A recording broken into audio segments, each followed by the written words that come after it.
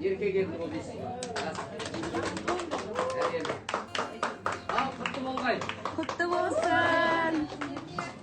Ал енді. Құтты болсын. Арам сұрымдарыңызда екі жеңгесін нағайып жесеңіз де болды ғой. Міне өзінің енесі. О, екі жеңгесі ма?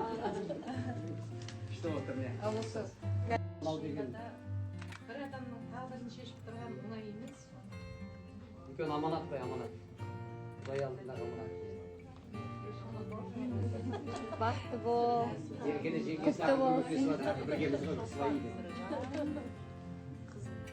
Ал, қошеметтеп қояйық осы жерде. Құтты болсын, бақытты бол. Бағың ашылсын, Еркеша. Екінші құлаққа тағатын кезде тағы бір қошеметтеп қояйық.